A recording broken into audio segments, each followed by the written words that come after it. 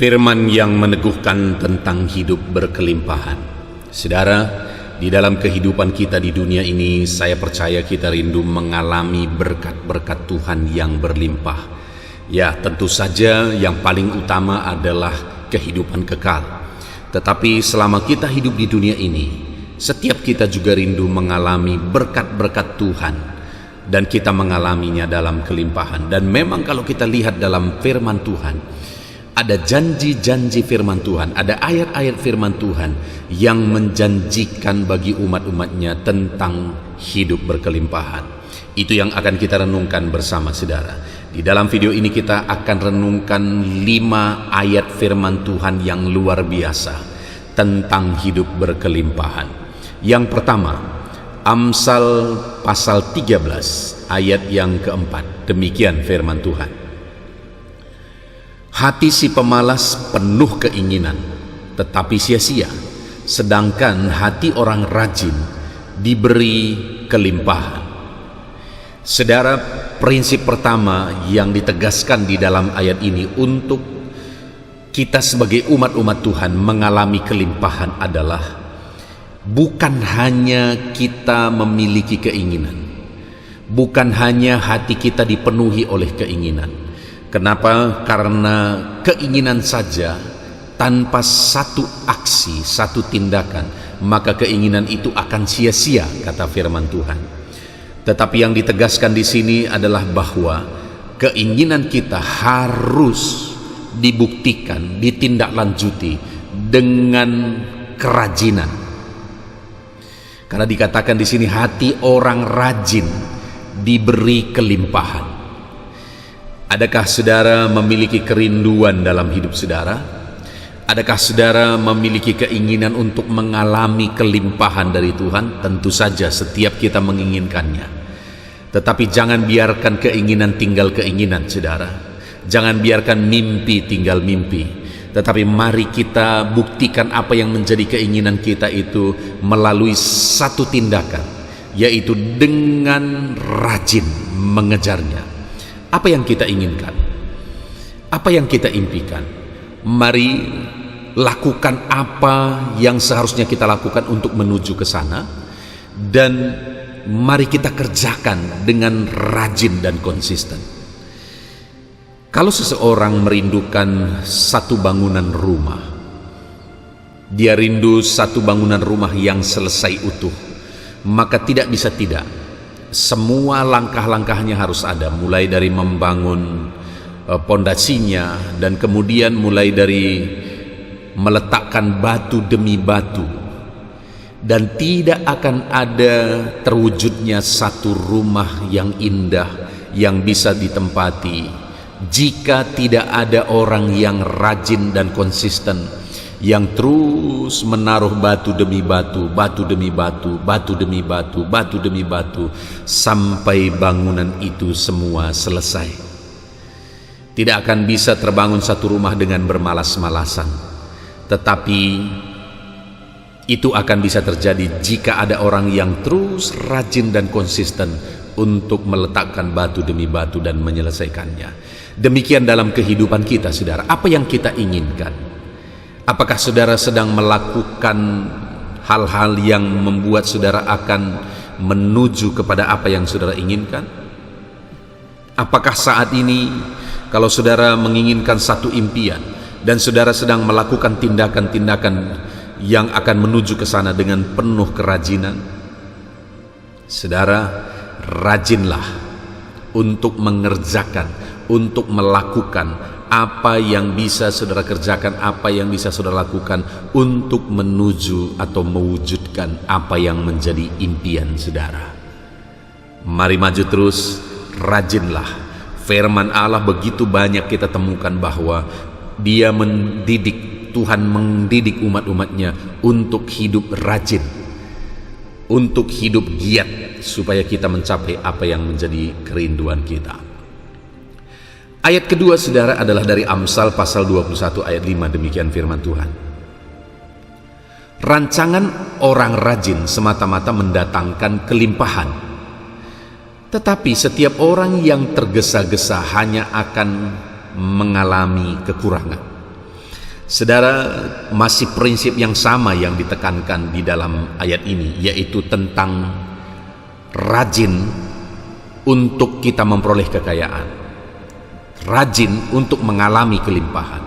Jadi orang yang rindu untuk mengalami kelimpahan dalam hidupnya, rindu diberkati Tuhan berlimpah-limpah dalam hidupnya, sekali lagi firman Allah ini menegaskan bahwa kita harus rajin. Nah, tetapi selain rajin, hal yang juga ditekankan di sini adalah tentang rancangan. Jadi bukan hanya kita rajin bekerja, rajin terus melakukan apa saja yang bisa dilakukan, tetapi hal yang ditegaskan di sini untuk kita mengalami kelimpahan, saudara, adalah tentang rancangan. Artinya satu persiapan. Kalau kita mau mengalami satu kelimpahan, kita harus membuat rancangan-rancangan, kita harus membuat strategi, kita harus membuat rencana-rencana untuk menuju ke sana. Dan setelah rancangan, rencana, strategi itu kita buat, maka firman Allah ini tadi berkata, kita harus mengerjakannya dengan rajin. Maka kalimat firman Tuhan tadi berkata, rancangan orang rajin semata-mata mendatangkan kelimpahan. Ya saudara, kalau dalam hidup ini kita merancang dengan baik, kita menyusun strategi dengan baik, kita menyusun rencana dengan baik, lalu kita mengerjakannya dengan penuh kerajinan, maka pada akhirnya rancangan dan kerajinan itu mendatangkan kelimpahan. Tetapi selanjutnya juga ayat ini berkata bahwa tetapi setiap orang yang tergesa-gesa hanya akan mengalami kekurangan. Ada hal yang diperingatkan Tuhan di sini. Selain kita punya rancangan dan mengerjakannya dengan penuh rajin, ada hal yang dilarang, yaitu tergesa-gesa. Artinya tidak melangkah, tidak bekerja sesuai dengan aturan. Jadi artinya saudara, bahwa kerajinan itu selalu harus ada pada koridor rencana, rancangan yang sudah kita buat. Karena tergesa-gesa hanya akan mendatangkan kekurangan, tergesa-gesa hanya akan mendatangkan masalah. Nah, jadi saudara,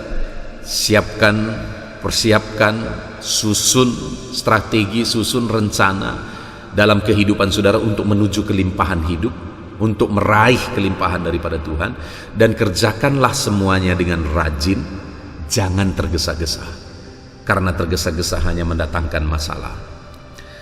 Selanjutnya saudara, dalam Maleakhi pasal 3 ayat yang ke-10, demikian firman Tuhan, bawalah seluruh persembahan persepuluhan itu ke dalam rumah perbendaharaan, supaya ada persediaan makanan di rumahku, dan ujilah aku, firman Tuhan semesta alam, apakah aku tidak akan membukakan bagimu tingkap-tingkap langit dan mencurahkan berkat kepadamu sampai berkelimpahan.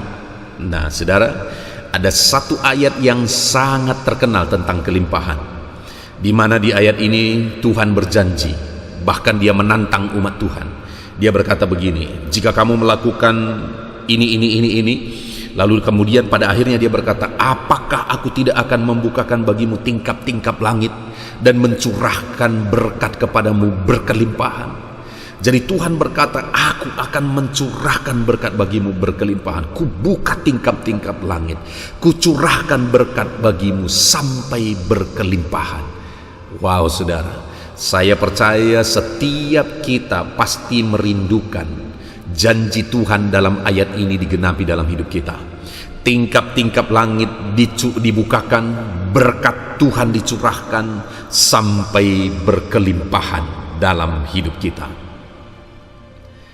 Kalau saudara dan saya merindukan itu, maka di awal kalimat dalam Maleakhi 3 ayat 10 ini dikatakan, bawalah seluruh persembahan persepuluhan itu ke rumah perbendaharaan, supaya ada persediaan makanan di rumahku, dan ujilah aku, demikianlah firman Tuhan semesta alam. Jadi saudara, untuk kita mengalami berkat Tuhan berlimpah-limpah, Tuhan menegaskan dalam ayat ini bahwa bawa seluruh persembahan persepuluhan itu ke dalam rumah perbendaharaan, yaitu ke rumah Tuhan. Artinya kita dituntut untuk membawa persepuluhan kita ke rumah Tuhan. Kita dituntut untuk membayar persepuluhan kita. Apa itu persepuluhan, saudara? 1/10 dari penghasilan kita. Dan Tuhan mau itu kita serahkan ke rumah ibadah. Kita serahkan untuk pelayanan pekerjaan Tuhan. Sebagai satu pengakuan bahwa semuanya berasal dari Tuhan. Kita terima 100% berkat Tuhan, kita serahkan 10% berkat Tuhan. Itu sebagai satu pengakuan bahwa semuanya adalah berasal daripada Tuhan. Sebenarnya semuanya juga milik Tuhan. Yang 90% ada pada kita itu juga milik Tuhan. Dan tidak boleh kita pergunakan untuk sembarangan, untuk melakukan dosa dan sebagainya. Karena semuanya milik Tuhan juga. Tetapi sebagai pengakuan bahwa semuanya milik Tuhan, maka kita membayar persepuluhan. Nah, saudara, bagaimana dengan saudara? Apakah saudara melakukan itu? Apakah saudara membayar persepuluhan saudara? Ini ayat firman Tuhan. Sekali lagi, firman Tuhan ini berkata, bawalah seluruh persembahan persepuluhan itu ke rumah perbendaharaan, supaya ada persediaan makanan di rumahku, dan ujilah aku, firman Tuhan semesta alam. Lalu dia berkata, apakah aku tidak akan membukakan bagimu tingkap-tingkap langit dan mencurahkan berkat kepadamu sampai berkelimpahan. Saudara, mari kita kembalikan milik Tuhan. Mari kita bayar persepuluhan kita kepada Tuhan, dan biar Tuhan mencurahkan berkat-Nya berkelimpahan bagi kita. Ayat selanjutnya, saudara, adalah Amsal pasal 11 ayat 24 sampai 25. Demikian firman Tuhan.